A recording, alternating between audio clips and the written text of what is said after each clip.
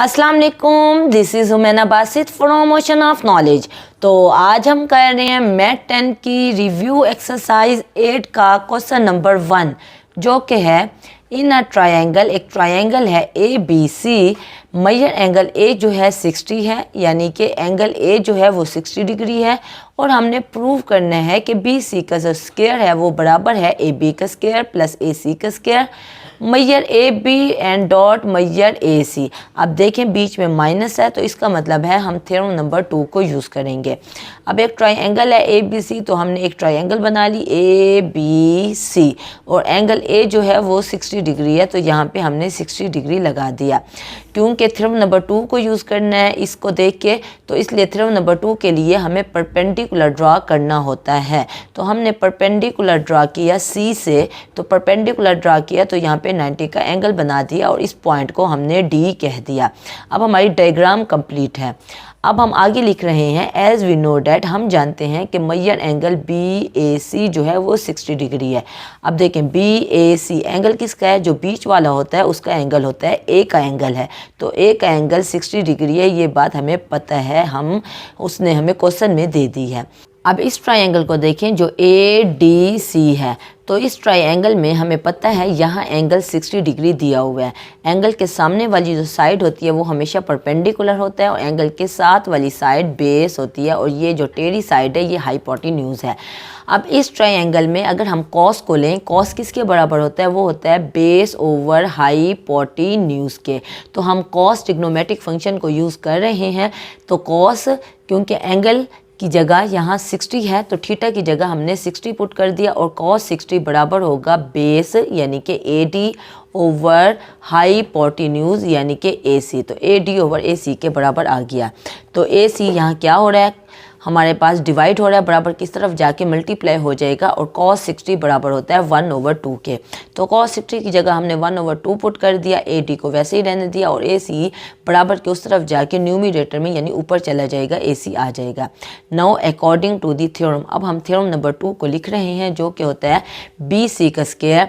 वो थ्योरम क्या है, वो थ्योरम है कि कोई भी ट्रायंगल जिसमें कोई एक्यूट एंगल हो, एक्यूट एंगल जो 90 से कम है। अब 60 जो है वो 90 से कम है ना, तो ये एक एक्यूट एंगल है।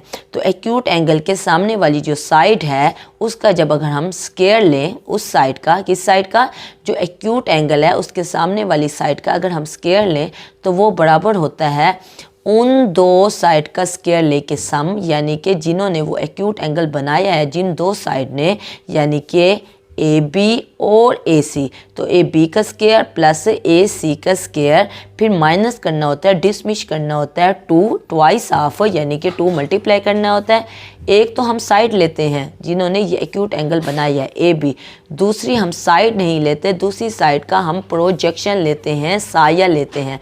तो साया लेने के लिए हमें एक परपेंडिकुलर ड्रा करना होता है। जब हम परपेंडिकुलर ड्रा करते हैं तो दूसरी साइड का जो प्रोजेक्शन बनता है वो ए से लेके डी तक है, तो यहाँ ए से लेके डी तक आ गया। हमने थ्योरम नंबर 2 को लिख लिया। बी सी का स्क्वायर वो वैसे ही आ जाएगा, ए बी का स्क्वायर वो भी वैसे आ गया, ए सी का स्क्वायर वो भी वैसे आ गया, -2 ए बी भी वैसे आ गया। सिर्फ ए डी की जगह पे जो प्रोजेक्शन थी, दूसरी साइड की जो प्रोजेक्शन थी ए डी, उसकी जगह पे 1/2 ए सी हमने पुट कर दिया। अब 2 जो है इस 2 से क्या हो जाएगा, कट हो जाएगा, और हमारे पास ए बी और ए सी आ जाएगा, और यही हमने प्रूव करना था। उसके बाद क्वेश्चन नंबर 2 है, यहाँ भी एक ट्रायंगल है ए बी सी, और एंगल ए उसने दे दिया 45 डिग्री, और हमने इसको प्रूव करना है, यानी हमारा आंसर उसने हमें दे दिया, हमने इसी को ही प्रूव करना है। तो हमने एक ट्रायंगल बना ली जिसको हमने ए बी सी नाम दिया, और उसने एंगल ए कहा है 45 डिग्री, तो यहाँ पे 45 डिग्री कह दिया, ये जो कि एक्यूट एंगल है। तो फिर से थ्योरम नंबर 2 को यूज़ करेंगे।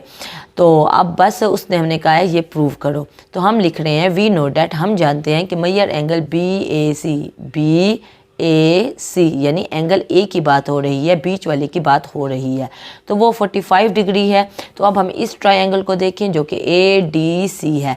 तो इस ट्रायंगल में हमें पता है कि जो एंगल होता है उसके सामने वाली साइड परपेंडिकुलर, और एंगल के साथ वाली साइड बेस।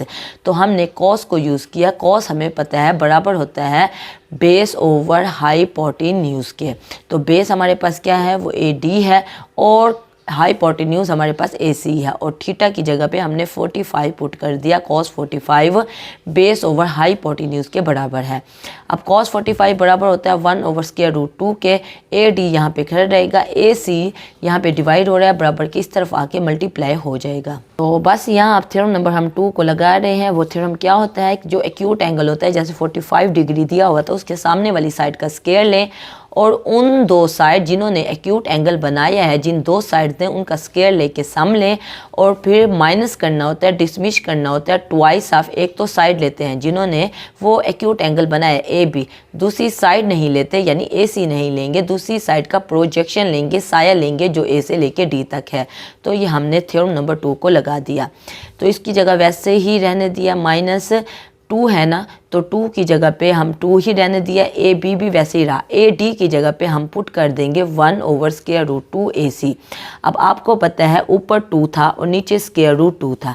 अब 2 की जो पावर होती है वो 1 होती है, स्क्वायर रूट 2 की पावर क्या होती है 1 ओवर 2। तो जब ये 2 ऊपर जाएगा तो 2 की पावर 1 तो पहले से मौजूद है, तो ये वाला 2 जब ऊपर जाएगा तो इसकी पावर क्योंकि 1 ओवर 2 थी ऊपर जाके -1 ओवर 2 हो जाएगी। तो 1 - 1/2, 1 में से हाफ चला जाए तो 1 ओवर 2 बनता है ना। तो 1 ओवर 2 अगर पावर हो तो उसको हम लिख सकते हैं स्क्वायर रूट 2, यानी 2 की पावर अगर 1 ओवर 2 हो तो स्क्वायर रूट की पावर 1 ओवर 2 ही होती है ना, तो इसको हम स्क्वायर रूट 2 के अंदर लिख सकते हैं। तो इसीलिए हमने स्क्वायर रूट 2 के अंदर लिख दिया इस 2 को, क्योंकि ये वाला 2 जब हमने AD की वैल्यू पुट की तो वो 2 स्क्वायर रूट 2 से कटा तो बाकी स्क्वायर रूट 2 ही बचा और AB और AD वैसे ही आ रहे हैं। कोई कन्फ्यूजन हो, कोई मसला हो, कोई बात समझ ना आई हो, आप नीचे कमेंट में पूछना, मैं इंशाल्लाह कमेंट बॉक्स में उसका डेफिनेटली जवाब दे दूँगी। तो अपना ख्याल रखिएगा। ओके, फिर अल्लाह हाफिज़।